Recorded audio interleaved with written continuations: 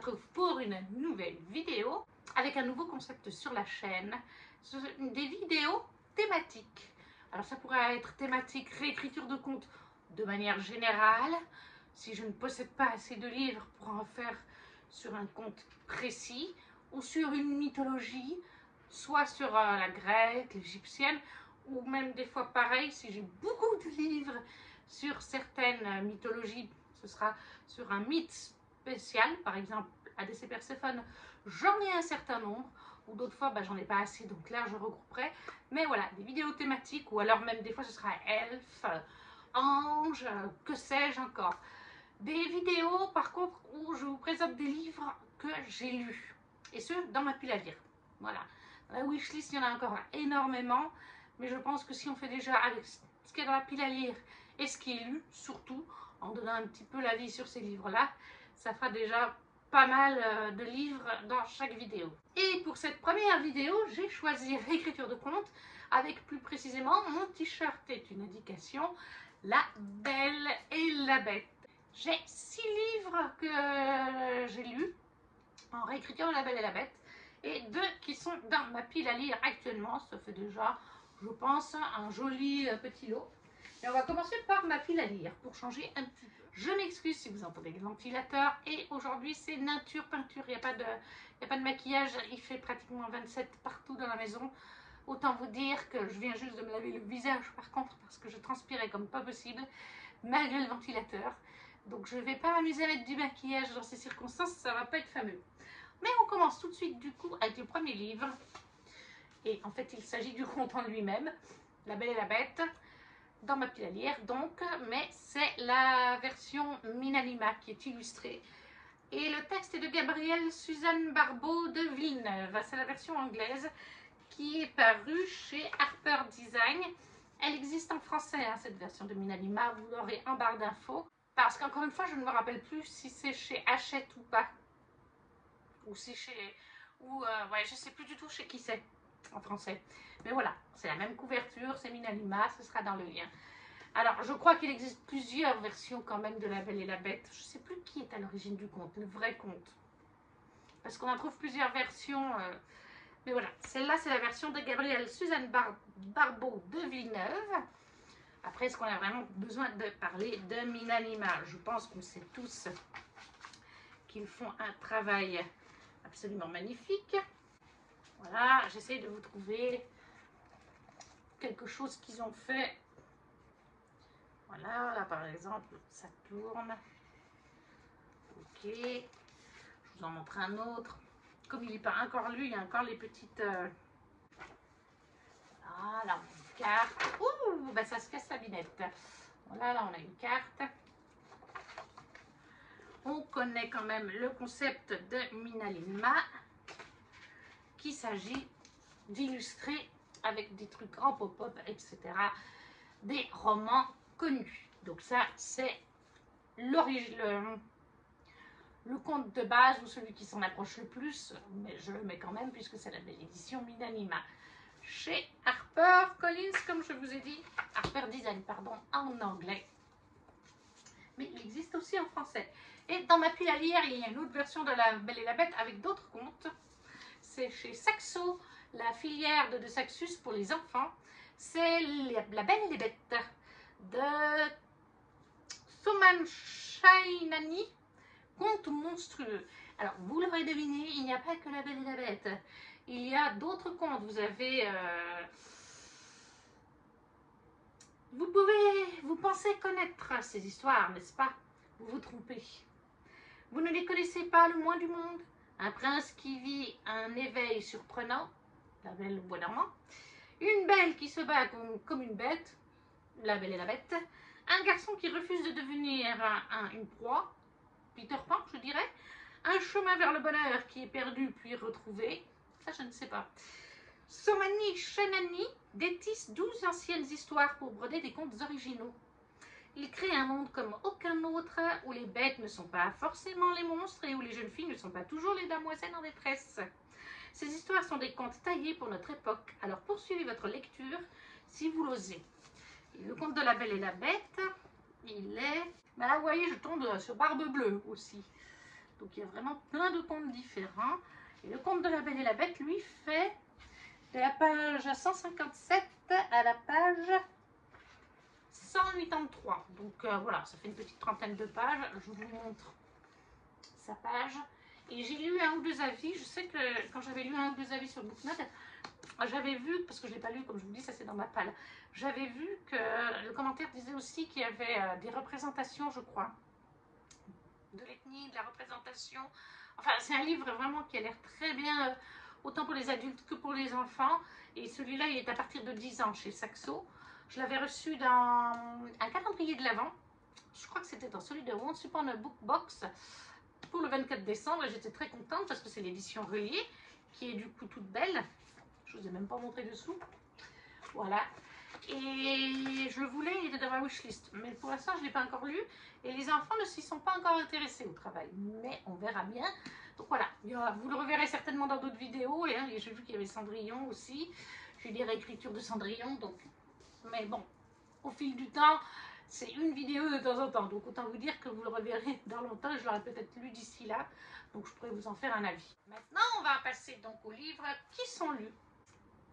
Et le premier, le Disney chez Tweedledee avec un événement qui change comparé à la version dessin animé Disney.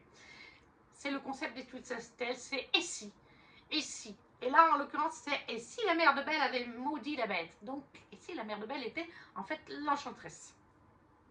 Dans ce roman, on va commencer vraiment avant la naissance de Belle. On va savoir comment l'enchanteresse, la mère de Belle, donc, et Maurice se sont mis ensemble, leur premier mois de couple. Ils avaient un ami autour d'eux. On va aussi suivre le fait qu'on est dans le royaume de la bête, bien sûr, qui est à ce moment-là humain, ses parents, tout ça. Tout le monde est humain. Mais il y a en fait des disparitions. Et ces disparitions de mémoire, parce que je l'ai lu il y a bien 2 ans, ce sont des créatures magiques qui disparaissent. Et à un moment donné, la mère de Belle, après avoir accouché de Belle, va aller parler au château, va essayer de se faire entendre, mais ça ne va pas marcher.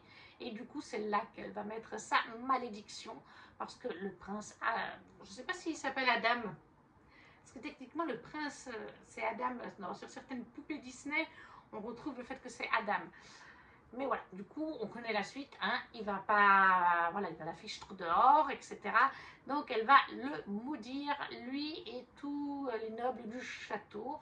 Et après, bon, on reprend le fil là où on en est avec La Belle et la Bête dans le dessin animé.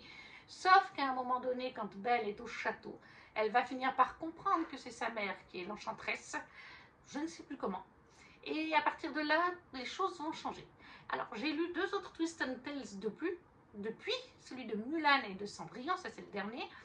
Et en fait, celui-là ne se termine pas, parce que Mulan comme Cendrillon, même s'il y a un élément qui change le fil de l'histoire, la fin du roman se termine approximativement comme le dessin animé. Peut-être plusieurs mois après, dans le cas de Cendrillon, c'est le cas, c'est des semaines plus tard, mais ça se termine à peu près pareil. On sait que la fin qu'on voit dans Cendrillon va arriver. Tandis que là, dans La Belle et la Bête, ça m'a énormément surprise, et pourtant c'est le premier que j'ai lu. Mais depuis, comme je vous dis, il y en a 2 autres qui ont fini pareil que le dessin animé à peu près. Mais La Belle et la Bête ne finit pas du tout comme le dessin animé par contre. L'événement change tout. Et du coup, à la fin, je vous spoil un petit peu. Si vous ne voulez pas écouter, voilà, je vous ferai signe quand j'aurai terminé. Mais à la fin, en fait, la bête reste la bête. Ils ont réussi à enlever une partie de la malédiction, Belle et Bête, mais ils n'ont pas pu tout enlever. Et notre prince reste une bête. Mais ça n'empêche pas qu'il aime Belle et que Belle l'aime. Et qu'ils vont chercher un moyen dans le futur pour le retransformer en humain. Parce qu'ils ont retrouvé en plus sa mère, Belle, l'enchanteresse. Mais ils partent en mission, chercher les créatures magiques qui étaient en danger, pour les garder dans ce royaume qui est toujours un petit peu caché. Grâce à la magie de l'enchanteresse, toute la malédiction n'est pas partie. Donc en fait, le château de Bête est toujours protégé magiquement. On ne peut pas le trouver sauf si on sait où on cherche. Donc voilà, Belle et Bête part à la recherche des créatures magiques qui sont en danger. Et on se doute que sa mère, l'enchanteresse, va essayer de tout faire pour que la malédiction soit retirée, parce que là, ça n'a pas réussi à 100%. Mais voilà, Bête est une bête. C'est un petit peu perturbant. C'est juste ça, parce que ça reste une bête, et elle, une humaine. Donc oui, qu'il tombe amoureux c'est une chose, mais qu'elle soit encore une bête à la fin, j'aurais voulu avoir la suite en fait. Littéralement, j'étais... Voilà. J'ai fini de spoiler. Littéralement, comme je disais, je voulais la suite parce que ça ne se finit pas comme le dessin animé. Genre, bah, j'aimerais bien un tome 2. Il y a vraiment de quoi faire un tome 2 avec ce roman-là. Celui-là, je lui ai mis 19 sur 20. Ça reste une très bonne note. J'ai passé un très bon moment. J'ai adoré le fait que la mère de Belle soit l'enchanteresse. Ça regroupe un petit peu aussi le film live action où... Alors, on ne nous dit pas que la mère de Belle est l'enchanteresse. Hein. Non, non. Mais par contre, on a le personnage de l'enchanteresse qui apparaît à plusieurs reprises sous les traits d'un autre personnage dans le film. J'ai beaucoup aimé. Maintenant, ce qui est, c'est que je crois que c'est à partir d'une dizaine d'années à peu près, les Twists and Tales. Et je trouve que celui-là est un petit peu glauque. Il y a un passage qui m'a fait dresser les poils sur les bras. Parce qu'en fait, on a un méchant qui n'est pas bête, ni Gaston. Alors bien sûr qu'il y a Gaston dans l'histoire, mais on a un vrai méchant qui en fait tient une espèce de salle de science secrète que Belle va découvrir, et en fait il fait des dissections, il a des organes en bocaux, il a des patients magiques qui sont torturés, et tout ça c'est décrit. Assez bien décrit d'ailleurs, on a vraiment bien l'ambiance glauque, Belle est pas bien et tout ça, et en fait je me dis, moi je suis une adulte, mais une petite fille de 10 ans qui a envie de lire la réécriture du conte de La Belle et la Bête de Disney, et puis qui découvre des organes dans des bocaux, des bouts de machin, des patients qui sont torturés, et qui lit ça juste avant d'aller se coucher, il y a de fortes chances que la petite fille elle fasse des cauchemars après, parce que quand même ce qu'on lit ou ce qu'on regarde en dernier avant de se coucher, sans même qu'on en ait conscience, des fois on en fait des cauchemars et des rêves. Des fois on s'en rappelle, des fois pas. Mais voilà, je travaille quand même avec des enfants, et surtout une petite fille c'est plus sensible qu'un garçon. Peut-être qu'un garçon ça me passera au-dessus de la tête. Mais sinon, voilà, à part cette scène, moi c'est juste qu'elle m'a fait froid dans le dos, mais après j'ai adoré. C'est pas un coup de cœur par contre, mais ça reste le meilleur des Twists and Tales que j'ai eu jusqu'à maintenant. Ou alors peut-être même qu'avec le temps je dirais que je lui mets 19 sur 20, parce que c'est un petit coup de cœur, mais c'est pas un énorme coup de cœur. Mais des trois que j'ai lus pour l'instant, c'est vrai que c'est mon préféré. Après, au niveau des chapitres, je ne me rappelle plus, on va regarder ensemble. Il semble qu'ils ne sont pas forcément très très longs. Après, comme je vous dis, oui voilà, là on est page 222 et fini à la page 229. Il n'y a même pas 10 pages. C'est écrit gros, vraiment. Hein. Basiquement, c'est pour tout le monde, enfant comme adulte, passionné de Disney en fait, et qui a juste envie de vivre un autre petit retournement de situation. Donc c'est pour ça que ça reste abordable, que c'est écrit gros et que ça se lit vite. Moi j'ai trouvé bien écrit. Braswell, je crois que j'ai lu autre chose d'elle depuis, ou alors c'est un autre Twist and Tale qui est d'elle. J'ai un blanc, mais je sais que j'ai lu d'autres choses. Mais voilà, Histoire éternelle, qui est donc chez Hachette Rose. Et le Twist and Tale de La Belle et la Bête, donc le concept, et si on changeait un événement du dessin animé de Disney. Donc là, avec le temps, je vous dis, je mets 19 sur 20, c'était vraiment le meilleur des Twist and Tales jusqu'à maintenant. Une bonne réécriture de La Belle et la Bête, comme je l'apprécie. Ensuite, énorme coup de cœur. C'est ma réécriture de La Belle et la Bête actuellement préférée. Rose éternelle d'Ophélie Duchemin aux éditions Plume Blanche. C'est une trilogie en fait, les gardiens d'Ulgérine, je crois qu'on dit comme ça, d'Ulgérine, pardon. Mais ce sont des tomes qui peuvent se lire indépendamment. Ce sont des one-shots à quelque part. Après, oui, dans tous les tomes, vous retrouvez un tout petit peu des personnages et de références des autres tomes. Mais c'est vraiment... C'est de toute façon, on vous explique, par exemple, dans le tome 3, on revoit Méliane et l'héroïne du tome 2 sur la petite sirène. On les revoit lors de conseils de guerre, etc. Mais si vous n'avez pas lu les tomes 1 et 2, vous avez quand même des petites explications. On ne vous les met pas là comme ça à l'improviste. Ophélie a très bien fait les choses. Maintenant, je vous conseille quand même si c'est indépendant les uns des autres et que ça peut se lire. Voilà, si vous aimez que La Belle et la Bête et la Petite Sirène, vous n'êtes pas obligé de lire Réponse. Ou au contraire, si vous n'aimez pas La Belle et la Bête, vous lisez que La Petite Sirène et Réponse. Mais moi, je vous conseille quand même de les lire dans l'ordre de parution, avec ce tome 1 en premier, Rose éternelle, parce qu'il y a quand même quelques petits fils, quelques petits clins d'œil, quelques petits caméos, et que ça vous mettra le smile quand vous les retrouverez. Mais voilà, ce tome 1 réécriture de La Belle et la Bête qui mélange le conte d'origine, parce que moi j'en ai lu, comme je vous dis, plusieurs versions, y compris dans les livres pour enfants, là vous savez, les petits livres, il y en a un qui est en audio par exemple, c'est lu par une actrice, une narratrice célèbre, et il y a des éléments de cette version-là qu'on retrouve ici, donc du conte, le vrai conte.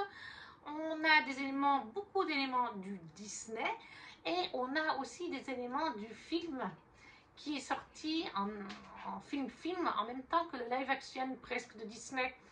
Je ne sais plus qui l'avait fait.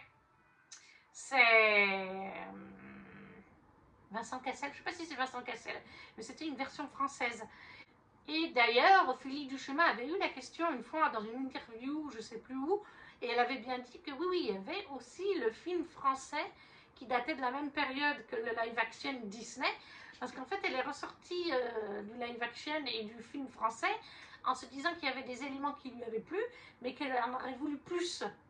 Et du coup, c'est là que cette idée a germé, mélanger le Disney, le live action, ce film français qui date de cette année-là, le conte d'origine, et voilà, vous avez plein de petits éléments comme ça qui vont vous être familiers, ou des personnages, par exemple, je pense à Lumière, Big Ben, Madame Samovar, ils y sont, mais ils ont d'autres prénoms, ils ont des caractères similaires quand même, tout en étant nouveaux. Voilà, c'est... Et bien sûr, il y a la touche d'Ophélie Duchemin avec tout un world building très intéressant, avec plusieurs royaumes. Le royaume de la Belle et la Bête, c'est le royaume de Elnéad. Et on a aussi Viduit, Caline, Gel. Et on a le royaume sous la mer. Et maintenant, je ne me rappelle plus du royaume sous la mer pour la petite sirène. De toute façon, ben là, la carte, c'est sur Terre. Et ben, la Belle et la Bête, c'est à Elnéad. Et à Gel, il me semble que c'est Gel. On a le prince Eric, de la petite sirène. Ah, je ne sais plus s'il s'appelle Eric. Maintenant, j'ai un blanc. Et royaume de Caline, si je me rappelle bien, c'est l'héroïne du 3e tome, celui inspiré par Réponse. Voilà la carte. Vraiment, elle a construit ça magnifiquement bien, Ophélie Duchemin. C'est un énorme coup de cœur, c'est 21 sur 20. Le tome 1 comme le tome 2, mais ça je vous en reparlerai dans une vidéo sur les sirènes, la petite sirène. Là, c'est vraiment pour le tome 1. Dans le tome 1, on suit Méliane, qui vit donc dans le royaume d'Elnéad. Et Méliane, elle a un frère, un grand frère et une petite sœur, je crois. Une sœur qui est draguée par le mec qu'on peut considérer un peu comme Gaston, mais pas à 100% sur certains points. Sauf que ce garçon drague ouvertement la sœur de Méliane, mais il drague aussi Méliane, hein, d'ailleurs. Sa sœur, elle ne le réalise même pas, hein. Mais il n'arrête pas de faire des allusions à Méliane et tout ça. Enfin, on sent que c'est Méliane qui voudrait. Mais en attendant, comme elle se refuse, exactement comme dans La Belle et la Bête avec Gaston, elle le trouve débile, tout ce que vous voulez. Elle ne le dit pas comme ça parce qu'elle est gentille comme tout, Méliane. Sauf qu'un jour, eh bien, Méliane, elle va se rendre compte qu'il y a un trafic. Leur père, il tient une société de bateaux. Et en fait, elle va se rendre compte qu'il y a des gens dans l'équipage pas très honnêtes qui utilisent le bateau de son père. Je crois que c'est ça, un truc dans le genre, pour faire un trafic avec un autre royaume, un royaume qui n'est pas vraiment apprécié à Elnéad, qu'ils étaient en guerre à une époque, si je me souviens bien. Et son frère est d'ailleurs un petit peu impliqué là-dedans, mais légèrement. Sauf que Méliane va se faire prendre. Elle va se faire prendre par ce méchant, qui est en fait, grosso modo, quand même le méchant de l'histoire. Il y en a plusieurs. Contrairement au Disney, il y a plusieurs méchants. Mais celui-là, c'est vraiment le méchant du récit. Et elle va réussir à en réchapper. Sauf que le lendemain matin, très tôt, il me semble, pendant la nuit, eh bien, le chef du village va débarquer avec son fils. Et comme par hasard, c'est le fameux mec qui n'arrête pas de draguer Méliane, son fils. Et il va mettre le feu à la baraque. Voilà, ils vont mettre le feu à la baraque. Ils vont faire prisonnier le papa et le frère. Si je me rappelle bien, les deux sont prisonniers. La sœur, elle va finalement partir avec lui, avec le jeune, pour devenir sa fiancée. Mais avant ça, il va essayer de violer Méliane. D'ailleurs, c'est magnifique. Elle va réussir à en réchapper avec le meilleur ami de son frère, qui va la protéger. Mais Méliane, elle a un but. Elle veut aller à la capitale d'Elnéad. Elle veut aller au château du roi et de la reine pour dire ce qui se passe parce qu'elle est persuadée que c'est un rapport donc avec Viduit, ça elle l'a compris, et qu'une guerre va se préparer, que ça va leur tomber dessus et que le roi ne sera pas préparé. Et en plus de ça, elle veut leur dire comment dans les villages, des gens malhonnêtes, comme ce chef de village, font des taxes supérieures, prennent des décisions à la place du roi, comme je vous ai dit, là il a attaqué la maison de Méliane, etc. Il n'en avait pas le droit. Sauf que quand elle va débarquer à la capitale et au château surtout, eh bien, elle va faire la découverte qu'il y a une bête, une autre bête, et elle va découvrir que le roi et la reine sont morts depuis des années, sont disparus, le prince est disparu, c'est ce qu'on dit, enfin bref, le conte de la Belle et la Bête. Elle va d'ailleurs très mal commencer avec notre bête, puisqu'en fait quelqu'un va lui dire que qu'il a besoin, il y a un mendiant, un truc dans le genre, qui va se faire passer pour un... Il va lui dire, j'ai besoin de la mairie Lara, c'est une sorte de rosier. Et en fait, ce personnage, c'est un ennemi de la bête, et la bête protège la mairie Lara. Donc quand Belle va essayer d'aider cette pauvre personne qu'elle pensait aider, Bête, c'est là qu'elle va la rencontrer, va pas être content du tout. Donc ça commence très mal entre eux. Et puis après, bon, il y aura le côté grognon, tout ça, puis après ça évolue. Mais voilà, c'est vraiment ma réécriture préférée. La plume d'Ophélie Duchemin dans ce livre et dans toute sa saga est magnifique, elle est poétique, mais en même temps accessible, belle. Le world building tout autour, c'est vraiment construit.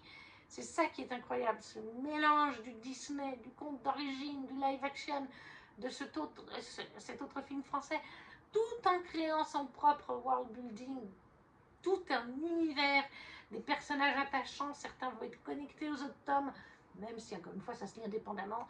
C'est franchement une pépite pour moi, je ne peux que vous le recommander. Et je vous recommande de le prendre chez Plume Blanche, parce que si vous voyez, je ne sais pas si vous voyez, mais sur les roses, il y a des petits effets de brillance. C'est du laqué. Ça, vous les avez quand vous achetez chez Plume Blanche directement. Si vous prenez sur Amazon, c'est eux qui l'impriment, c'est de l'impression à la demande. Chez Amazon, vous n'aurez pas les petits effets. Voilà, la couverture sera comme ça, mais juste en mat. Il n'y aura pas les petits surbrillants, les petits, enfin ces effets-là que vous voyez. Moi, je ne peux que vous le conseiller. Si vous aimez la Belle et la Bête du Disney, vous retrouverez des scènes de Disney, mais à chaque fois un petit peu modifiées. Je pense notamment à la scène de bal qui est présente, mais pas dans la même pièce et avec des petits détails qui sont changés pour réinterpréter le Disney à la manière Ophélie Duchemin. Donc voilà, Rose éternelle d'Ophélie Duchemin aux éditions Plume Blanche, qui peut être autant considéré comme un one-shot que comme la trilogie de Les Gardiens d'une Guérine, chez Plume Blanche, comme je vous ai dit, 20 sur 20. Après, une autre réécriture de La Belle et la Bête, uniquement pour le tome 1, et pas jusqu'à la fin du tome 1. On va dire les 2/3 du roman. Un palais d'épines et de roses de Sarah Gimas, ou dit en cours à Cotard, comme on dit en anglais comme en français. C'est un diminutif de A Court of Thorn and Roses, pour l'anglais, de Sarah Gimas, donc chez La Martinière. Fiction maintenant, à l'époque c'était junior, maintenant c'est fiction. C'est un récit adulte celui-là. Les deux autres peuvent être lus avant, quoique la Rose éternelle est un tout petit peu, mais voilà. Celui-là par contre c'est adulte. Dans le premier tome ça va, mais à partir du deuxième tome c'est vraiment adulte. Et le tome 5 c'est plus qu'adulte. C'est limite un petit peu pas... Voilà, si on a fait un film pour adultes, mais il y a quand même de l'intrigue. Il y a énormément d'intrigue. C'est 20 sur 20, 21 sur 20. C'est pépites, c'est bananas. J'adore cette saga. Elle a eu mon cœur et elle aura toujours mon cœur. Vous avez derrière un étage spécial à Cotard qui est là. Je ne sais pas si je vous pointe juste. Vous avez Richard et Ferrat, justement. Vous avez d'autres personnages dans l'étage. Il y en a à côté là. Bref, saga pépite. On est dans un univers de fantasy inventé où on va suivre Feyre qui a 2 sœurs. Elle, c'est la plus jeune des sœurs, avec leur papa, et ils sont pauvres depuis un petit moment maintenant. Avant, leur papa avait une bonne entreprise florissante de navigation. Ça vient du conte d'origine, je crois, hein, parce que du coup, dans Rose éternelle, c'était déjà le cas, leur papa avait des bateaux. Sauf qu'un jour, malheureusement, une cargaison a disparu dans ce récit-là. Et du coup, il a fait faillite, il a eu des créanciers sur le dos, il a essayé de s'en sortir comme il pouvait. Malheureusement, ils n'y sont pas arrivés et d'ailleurs, ils ont été éjectés de leur maison, de leur belle demeure d'époque, et ils se retrouvent dans une cabane à la lorée de la forêt, un peu isolée du village. Ils sont pointés du doigt justement comme ayant été des gens avec de l'argent qui n'en ont plus. La maman est morte avant que tout ça n'arrive, donc en plus ils n'ont plus de maman.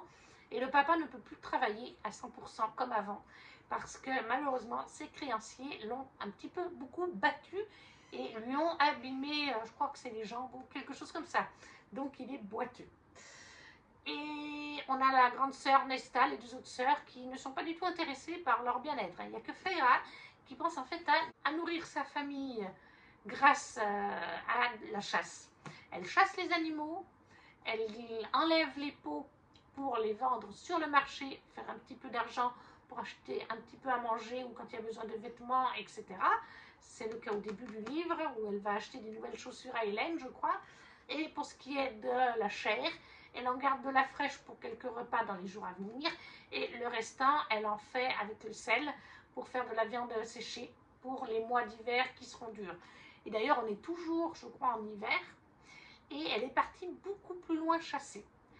Plus loin qu'elle va d'habitude, à l'orée du royaume des Fae, puisque dans ce monde, les hommes et les Fae sont côte à côte. Leurs royaumes sont simplement délimités par une barrière magique. Les Fae ne sont pas censés la franchir, les humains ne sont pas censés la franchir, parce qu'il y a des années de ça, ils étaient en guerre, et cette barrière a été mise en place, et du coup, il n'y a plus de guerre. Sauf que là, Faera va avoir une biche, et tout d'un coup, un loup gigantesque va se mettre à chasser sa biche. Elle se doute que c'est un faille. Elle a quand même un soupçon parce qu'il est plus gros qu'un loup moyen. Mais elle y va quand même. Elle tue le loup quand celui-là a tué la biche. Et comme ça lui fait de proie, de fourrure à amener, de viande à dépecer. Sauf que dès le jour d'après, je crois, ou 2 jours plus tard, surgit une horrible bête qui lui dit qu'un faille de sa cour a été tué. Et que la personne, il sait que ça vient de ce foyer, que la personne doit se déclarer. Donc Feyre finit par se déclarer parce qu'elle ne veut pas mettre ses sœurs en danger, ni son papa. Elle croit qu'elle va mourir et il l'emmène avec lui hors de chez eux. Sauf qu'en fait, au final, il l'amène à son château, à la cour du printemps, littéralement, ça s'appelle comme ça. C'est le royaume de la cour du printemps, à son château. Et en fait, il lui dit, je ne veux pas te tuer, c'est une vie pour une vie. Tu as pris la vie d'Afaé, tu vas vivre avec nous dans le château pour compenser cette vie. Alors bien sûr qu'au début, ça ne va pas bien se passer. Après, elle va se rendre compte que ce n'est pas simplement une bête. Il se transforme en bête, mais il se transforme aussi en humain. En fae, pardon, en fae. Par contre, la malédiction fait qu'ils ont toujours des masques sur eux. Lui, il a un masque d'une bête. Son meilleur ami, qui est aussi son bras droit, a un masque de renard. Et voilà, elle comprend au fil du temps qu'il y a une malédiction. Elle comprend de qui ça vient, etc. Et toute cette partie-là va être similaire au conte de la Belle et la Bête, la romance entre eux, bien entendu, la malédiction qui est un petit peu liée à ça, mais à un moment donné, vers à peu près un peu moins de la moitié, je dirais par là, on n'est plus après sur le conte de la Belle et la Bête, on va tourner sur autre chose. Mais tout le début du roman, jusqu'à ce 2/3, reste similaire. Voilà, c'est inspiration, réécriture, Belle et la Bête. Mais après, ça part sur toute autre chose pour les autres tomes et cette fin de tome 1. Voilà, un palais d'épines et de roses, Sarah J. Maas. Alors franchement, moi j'adore. Je surkiffe l'écriture de Sarah J. Maas. Je suis fan de ce qu'elle a fait. Et il y a des retournements de situation, comme je vous dis, jusqu'au 2/3, on a la réécriture de La Belle et la Bête, et après on part sur autre chose. Feyre devient une badass malgré qu'elle est humaine. Elle décide qu'elle va arrêter cette partie de la malédiction qui ne ressemble pas du coup au conte original. Par contre, est-ce qu'elle y arrive ou pas, ça je ne vous le dirai pas. Puis après, dans le tome 2, elle va partir aussi sur toute autre chose. Je ne peux pas vous dire sur quoi, ni pourquoi, ni comment. Mais on part sur toute autre chose. Et il y a en fait un sacré world building dans cette saga déjà de base. Il y a beaucoup de personnages attachants avec des caractères différents. Il y a une de Found Family, justement, hallucinante. Et après, elle a sorti Keleana, puis Crescent City. Et lors de Crescent City, on s'est rendu compte qu'il y avait des connexions avec Keleana et surtout à Cotard. Et en fait, elle crée un multiverse. Maintenant, on le sait, c'est plus un spoiler, c'est un multiverse. Pour lire Crescent City tome 1, il faut avoir lu jusqu'au tome 5, qui est le tome de Nesta. Sinon, vous vous faites spoiler, y compris le tome de Nesta. Et également aussi Keleana jusqu'au tome 3, pour bien connaître l'identité de tous les personnages, les descendants, les ascendants, les machins. Mais voilà, Sarah J. Maas, c'est ma queen pour ça, pour toutes ces choses. Elle a une écriture fluide, addictive au possible. Les chapitres ne sont pas trop longs, ils se lisent vite. Donc franchement, je ne peux que vous le conseiller. Donc un palais d'épines et de roses de Sarah J. Maas chez La Martinière Fiction. 20 sur 20. Ensuite, on passe à une autre écriture. Dark Fairy Tales chez Bookmark de K.F. Brain. Oui, c'est ça. Le tome 1, c'est La Malédiction des Roses. Regardez comme il est magnifique ce petit bouquin. Il dit jaspé. Vous avez des pages de garde de Nicolas Jamonneau, si je ne me trompe pas. Ah, c'est la même par contre. Et à l'intérieur, vous avez aussi 5-6 illustrations en noir et blanc.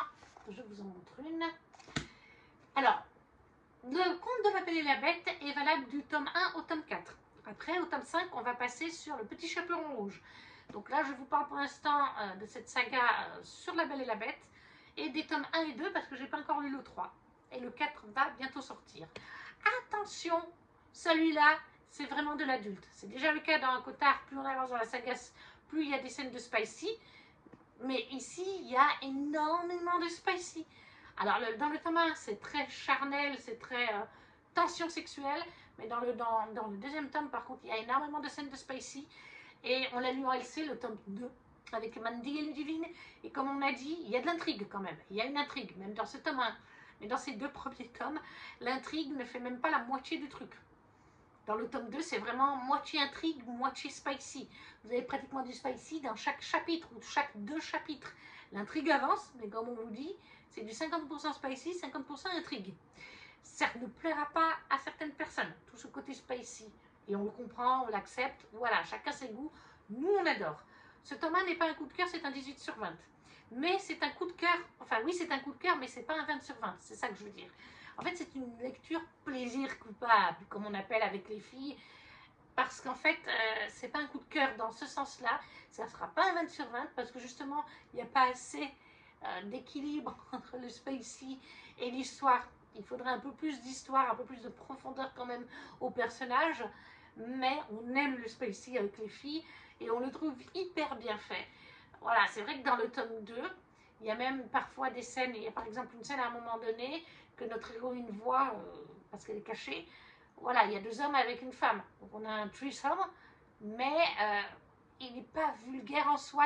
Enfin oui, le langage peut être un peu vulgaire, mais il est bien amené. Ça amène, pareil, à un moment donné, notre héroïne va vivre un truc avec son love interest, où en fait, il est toujours là si tu n'es plus d'accord, si tu ne consentis pas à mon jeu, tu me le dis. Ça fait penser d'ailleurs un peu cette scène à 51 degrés.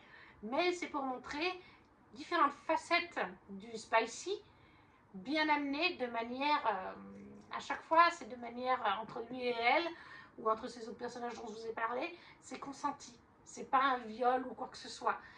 Ça amène d'autres facettes du spicy ou à connaître d'autres aspects. Alors nous, ça nous fait rien connaître, on le connaît déjà. Mais voilà. Après, niveau histoire, on est donc dans La Belle et la Bête complètement. Mais ce côté spicy est assumé par l'autrice. Je ne sais plus où est-ce qu'elle le dit dans le tome 1, dans les remerciements ou au début. Mais c'est en fait que, voilà, c'est ça, au début. Vous vouliez plus chaud, vous vouliez que je me lâche complètement. Vous avez gagné. Voilà, c'est parce qu'elle a écrit d'autres choses avant cette saga. Et les fans lui disaient, vas-y, encore plus, lâche-toi encore plus. Et bien c'est ce qu'elle a fait avec cette réécriture spicy de La Belle et la Bête. Où on est dans un royaume inventé, où on va suivre en fait Finlay. Et en fait, dans ce royaume, il y a la malédiction de la bête. Notre bête, c'est Nifen, notre bête. En fait, de mémoire, c'est le père de Nifen qui a fait un espèce de bargain, je ne sais plus comment on dit en français, il est en français pourtant le livre, avec un démon, le roi des démons. Et en fait, ça a des conséquences sur tout le royaume, pas simplement sur Nifen et la cour du château. C'est-à-dire que Nifen, enfin, dans ce royaume, les humains avaient tous un animal en lequel ils se transformaient et avec lequel ils pouvaient communiquer dans leur tête. Dans leur tête, il y avait leur personne à eux et leur animal. Et en fait, eh bien, la malédiction bloque l'animal des humains. Ils sont bloqués en humains, ils n'ont plus le pouvoir de se mettre en animal. Et leur animal est tellement dormant qu'il ne peut plus communiquer avec eux. Il n'y a que notre héroïne qui y arrive. Elle le découvre au fil du premier tome. Elle savait qu'il y avait des histoires comme quoi les humains pouvaient se transformer en animal. Mais enfin, elle ne l'avait jamais vécu parce que c'était avant sa naissance. Il n'y a que Nifen qui arrive encore à accepter à sa bête. Je ne dirai pas quelle bête. Mais bien sûr, si c'est une réécriture de La Belle et la Bête, c'est qu'il se transforme en une bête grognon à souhait, bourru à souhait. Et Nifen s'isole au château. Parce qu'au château, la malédiction, c'est que chaque nuit, les démons, de toute façon, les démons sont présents dans tout le monde, y compris au château. Et la nuit, les démons prennent possession du château. Et tous les gens du domaine qui sont dans le château, les domestiques, tout ça, vont s'envoyer en l'air. Mais avec des jeux, des fois, de sadomasochisme, d'échangisme, LGBT. Voilà, notre héroïne, elle débarque le premier soir là-dedans avec Nifen. Et lui, par contre, n'est pas touché. Ça fait partie de sa malédiction. Lui n'est pas touché par cet aspect-là. Ça n'empêche pas d'avoir des envies sexuelles envers l'héroïne, puisqu'il bien sûr, voilà. Mais par contre, il n'est pas touché. Mais les personnages qui vivent ces orgies, etc., ils en ont conscience le jour d'après. Des fois, ils l'assument, ils aiment bien, mais d'autres n'aiment pas ça, ou aimeraient pouvoir de temps en temps pouvoir faire des pauses pour dormir la nuit complètement et pas faire ça. Mais c'est plus fort que ça fait partie de la malédiction, parce que c'est des démons, c'est des incubes, des choses comme ça. Donc voilà, c'est les jeux qu'ils ont. Et au sein du royaume, une autre côté de la malédiction, c'est qu'il y a une maladie qui emporte les gens. Et notre héroïne, elle est douée avec les plantes, et ça fait depuis des années qu'elle travaille des plantes. Et là, elle travaille sur un remède avec la plante qui pousse uniquement dans le jardin de la bête et du château. Et bien sûr, vous imaginez bien, elle va se faire prendre par Nifen lors d'une journée. Et après, il va lui demander d'aller au château vivre là-bas. D'autant plus, et il lui demande de se cacher au château. La nuit, elle va rester enfermée dans sa chambre, puisque c'est là que les démons sortent. C'est la nuit. Le jour, ils ne sont pas là. Donc le jour, elle peut se promener dans le château. Mais la nuit, elle doit rester. Ils ne doivent pas la découvrir. Ils ne lui précisent pas pourquoi. Bien sûr que nous, on a des doutes. S'ils la cachent des démons, nous qui savons que la malédiction vient des démons, enfin, ils le savent aussi, mais bon, notre héroïne est un petit peu naïve. À la fin du tome 2, elle finit par réaliser ce qu'elle soupçonnait, mais seulement quand Nifen lui donne la lettre, ce que nous on a très bien compris, parce que c'est une réécriture de La Belle et la Bête, c'est que c'est son âme sœur. Voilà, elle est un petit peu naïve là-dessus, elle met un sacré moment, là où nous on a déjà compris. Après, bon, bah nous c'est différent, on connaît La Belle et la Bête, on sait très bien comment c'est censé se finir, donc on se doute vis-à-vis de ça. J'ai trouvé que c'était bien écrit. Les chapitres ne sont pas trop longs, encore une fois. Je vais regarder là, mais c'est écrit assez gros en plus. C'est du bookmark. Je trouve que le bookmark se lit toujours très facilement. Même des fois quand c'est des gros pavés, ça se lit vite. En plus, c'est écrit relativement gros.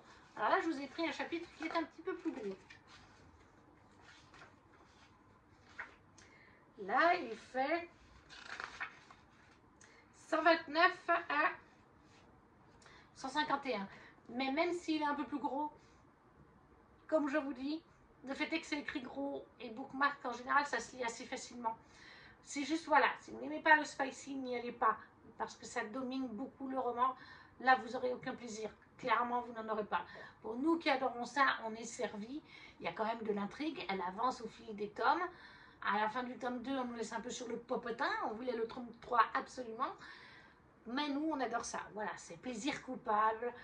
Il y a tout ce qu'on aime dedans. Donc, la Dark Fairy Tales, le tome 1 de Cave Brain, chez Bookmark dans les éditions Lost Kingdom. Ça existe aussi en brochet, hein, d'ailleurs. Et ça, c'est un 18/20. C'est pas oufissime dans ce sens-là, mais c'est un coup de cœur, plaisir coupable. Avant-dernier roman, et pas des moindres, mais là aussi pour adultes, Best of the Briar de Elisabeth Hélène. Ça, c'est l'édition Fairyloot, mais c'est traduit en français chez Chatterley. Le tome 3 va sortir d'ailleurs très prochainement en français. Réécriture de La Belle et la Bête, qui est aussi et beaucoup pour adultes. Il y a pas mal de spicy et de tensions charnelles dans le premier tome, et dans le tome 2 il y a énormément de spicy, plus que dans le tome 1 d'ailleurs. Vous êtes ici en plus sur un harem inversé. Harem inversé signifie donc que vous allez avoir plusieurs personnages masculins autour de l'héroïne. C'est pas des love triangles parce que chacun accepte que l'héroïne ait des relations amoureuses et charnelles avec les autres. Et parfois même, et c'est le cas dans cette saga, il y a du polyamour, puisqu'on a même deux personnages masculins qui sont déjà un petit peu ensemble et qui ont des relations charnelles ensemble, en plus d'en vouloir avec Rosalina. Dans cette saga, nous sommes au début, on a l'impression vraiment qu'on est dans notre monde, parce qu'on nous parle, Rosalina nous parle, c'est notre héroïne, de certaines choses de notre monde, de certaines marques de notre monde. Je crois qu'elle fait une mention genre de Coca-Cola à un moment donné, ou de certains films très connus. Mais elle vit dans un petit village. Par contre, le petit village, je ne sais pas s'il existe. Le petit village, qui est d'ailleurs très bien illustré au début du roman. Ça, c'est Orcakov, le village humain, et ça, c'est le royaume des Fae. Je peux vous montrer un petit peu aussi le roman, mais ça, c'est l'édition Fairyloot. Vous ne les trouvez que sur le site de Fairyloot. Et encore, je ne sais pas s'il en reste. Moi, je les ai précommandés il y a des mois de ça.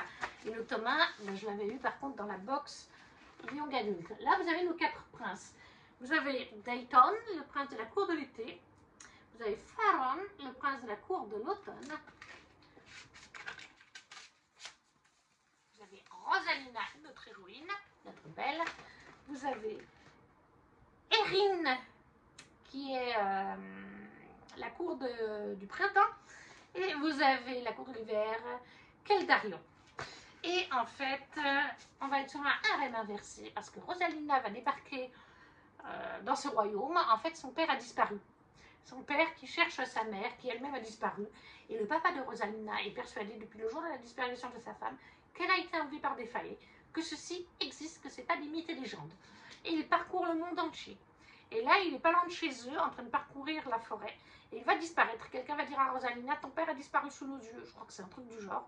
Rosalina va partir avec le personnage avec qui elle est censée se fiancer, qui est donc Gaston, quelque part, si on veut. Et en fait, ils vont être happés tous les deux dans le monde de fantasy, qui a un nom, je crois d'ailleurs, mais comment il s'appelle déjà? C'est Enchantenval, ou la vallée enchantée, quoi. Et en fait, Rosalina va être séparée de Gaston parce qu'ils vont être attaqués par des rosiers très, très, très négatifs, ces rosiers-là, ces ronces. Et en fait, elle va être sauvée par un personnage mystérieux et Gaston, lui, va réussir à retourner dans le royaume des humains grâce au portail. Et Rosalina, elle est sauvée par ce personnage. Elle va être déposée à quelque part devant le château des 4 princes. En fait, chaque prince a un domaine à lui avec un château, mais il y a un château central où ils peuvent gouverner ensemble, qui est du coup Casteltri. Sauf que Casteltri, lui, est pris sous une malédiction, tout comme les princes et le personnel, la belle et la bête. Les 4 princes se transforment la nuit, sauf une nuit par mois, mais toutes les autres nuits du mois, ils se transforment en loups plus grands que la normale, et ils peuvent être éventuellement sauvages. 3 d'entre eux arrivent à dominer leur bête et sont toujours présents mentalement, peuvent parler entre eux, voilà, et même avec Rosalina plus tard dans le roman. Mais il y en a un d'entre eux par contre qui devient un loup vraiment sauvage. Il attaque ses frères, c'est pas des frères de sang, hein, c'est des frères dans le sens où ils sont 4 princes à régner sur ce royaume, qui est maudit du coup, et ils se soutiennent mutuellement et ils sont potes, voilà, c'est des frères de cœur. Même Rosalina, il l'attaque, il ne sait plus qui il est obligé d'être enfermé dans des donjons parce que chaque nuit, sauf une nuit par mois où il reste humain. Et tout le personnel du château est touché. Donc eux, ce sont des bêtes, des loups, mais par exemple, on en a qui se transforment en lapin ou en raton laveur, voilà. Mais c'est comme ça pour le personnel et les princes. Par contre, personne dans les royaumes, dans leur cour, etc., ne sait qu'il y a cette malédiction, ils l'ont gardée pour eux. Mais ça fait déjà un sacré moment qu'elle est là, et ils savent qu'au bout d'un moment, il y aura une date d'expiration. Ils savent aussi que le seul moyen d'enlever cette malédiction est de trouver leur mates, leur âme sœur. Il n'y en a qu'une. Chacun en a une. C'est un lien spécial qui se crée au fil du temps. Ça se fait pas forcément comme ça dépend. Certains peuvent, pouf, en voyant la personne, savoir que c'est sa même sœur et d'autres pas. Et en fait, eh bien, Rosalina va débarquer là et elle va être attirée par les 4 princes et les 4 princes vont être attirés par elle. Et pas que physiquement, les 4 l'apprécient mentalement, elle les apprécie mentalement aussi. Et les 4 s'apprécient entre eux, puisque comme je vous ai dit, c'est comme des frères. Et il y en a même 2 d'entre eux qui ont déjà des relations charnelles entre eux. En fait, on sent qu'ils sont amoureux, mais bon, bref, il y en a un des deux qui est un peu contre l'amour, donc c'est du sexe. Mais voilà, c'est pour ça que ça fait aussi du polyamour, parce que, voilà, 2 d'entre eux sont déjà ensemble, et ça ne les dérange pas de faire ensemble des choses, ou avec Rosalina, ou tous les 3. Ça ne dérange pas les autres princes dans le tome 2, les uns et les autres sont au courant qu'elle fait des choses avec les autres, ça ne les dérange pas. Par contre, sitôt qu'elle évoquerait le fait de faire quelque chose avec quelqu'un en dehors de ces 4-là, à chaque fois les 4 grognent, hein, parce que le côté bête est toujours là, hein, donc même la journée. Hein. Donc ils sont là, tu peux faire avec mes 3 potes, mais pas en dehors, sinon je m'énerve.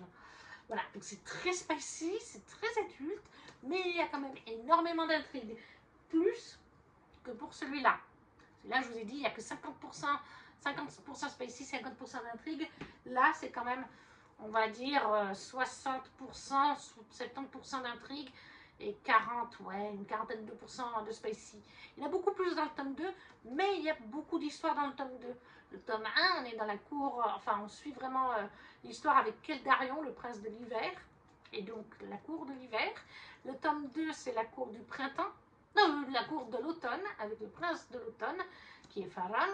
Le tome 3, ce sera le prince du printemps, Ezrin, pardon. Et le tome 4, ce sera la cour de l'été avec Dayton. C'est une saga qui n'est pas finie. Il y aura 6 tomes en VO, et pour l'instant, il n'y en a que 4 de sortie. Le tome 5 va sortir. Et en plus, il y a un spin-off qui se passe des années avant, qui est donc l'origine de la love story entre les 2 princes LGBT. Donc, en tout, il y aura 7 tomes. C'est une saga quand même conséquente. Mais comme je vous dis, il y a quand même un sacré world building autour.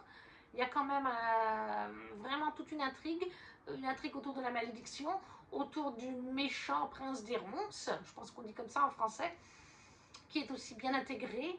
Et tout est parfait. Moi, c'est un 21/20. Cette saga, c'est vraiment une pépite pour moi. Parce que le polyamour est présent, le harem inversé est vraiment bien présent. Chacun n'est pas jaloux de Rosalina avec les autres. Par contre, sauf à l'extérieur, comme je vous ai dit. Les scènes de spicy, moi, je les adore. Donc, j'adore quand il y a du spicy. Plus il y en a, plus je suis contente. En plus, il y a du LGBT. Donc, que demander de plus? Il y a le côté malédiction.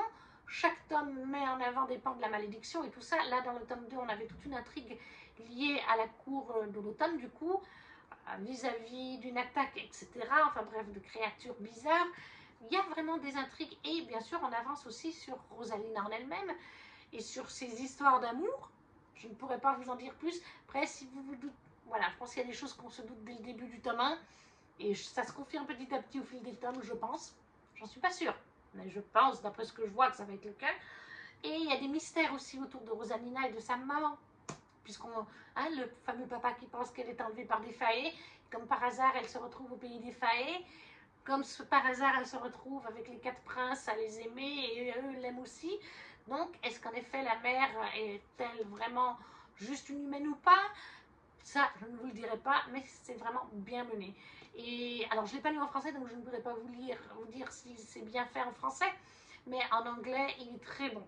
Franchement, le niveau d'anglais reste très abordable. J'ai tout compris. Il n'y a pas un passage que je n'ai pas compris, parce que ça peut m'arriver parfois d'avoir un ou deux passages où je bug.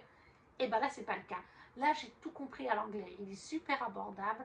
Il faut avoir des bonnes bases quand même. On est d'accord, vous n'allez pas le lire si vous ne pigez pas l'anglais. Mais il est super abordable en anglais. Les chapitres ne sont vraiment pas trop longs. Là, par exemple, beaucoup de chapitres, les chapitres sur les princes, parce qu'on a des multiples pauvres. Dans chaque tome, les princes font des apparitions. Chaque prince peut avoir 4 ou 5 chapitres à lui. Alors, les chapitres des princes font des fois 4 pages, hein, pas plus. Là, par exemple, je suis sur un chapitre de Rosalina qui part de la 109 à la 114, donc elle fait 5 pages. Voilà, mais des fois, Ezrin et compagnie, Dayton, bah, ça va faire 3-4 pages à peine. Des fois, Rosalina, ça va faire 10 pages. Mais ça se lit quand même super vite parce qu'il y a beaucoup de petits chapitres comme ça. que la plume est super abordable, c'est super bien écrit, c'est super bien mené, c'est super bien dosé. Il y a aussi de l'émotion. J'adore ce fait que les princes aient tous des sentiments pour elle et qu'elle en ait pour eux. Enfin, c'est bien mené. Il y a des clins d'œil avec le méchant, son love interest du début, qui est l'équivalent de Gaston. Il est présent. Donc non, vraiment, c'est une saga pépite. Si vous aimez le spicy, La Belle et la Bête, en français ou en anglais, si vous parlez anglais, Best of the Brouillard de Elizabeth Helen chez Chatterley en français et en anglais. Là, c'est l'édition Fairyloot. 20 sur 20, énorme coup de cœur. Et la dernière réécriture de La Belle et la Bête, uniquement le tome 1, c'est Un sorcier noir et éternel de Brigitte Kéméraire aux éditions Rajo. Ça s'appelle The Cruise Breaker, le nom de la saga. C'est une trilogie, mais le tome 1 est une réécriture de La Belle et la Bête. Après, on part sur totalement autre chose. La malédiction se termine dans le tome 1. On a d'autres royaumes qui entrent en jeu. On les a déjà un petit peu dans le tome 1, mais dans le tome 2 et 3, enfin, j'ai pas fini encore, donc le tome 3, je sais pas, mais le tome 2, il y a d'autres royaumes. D'ailleurs, est-ce qu'il y a la carte ou pas?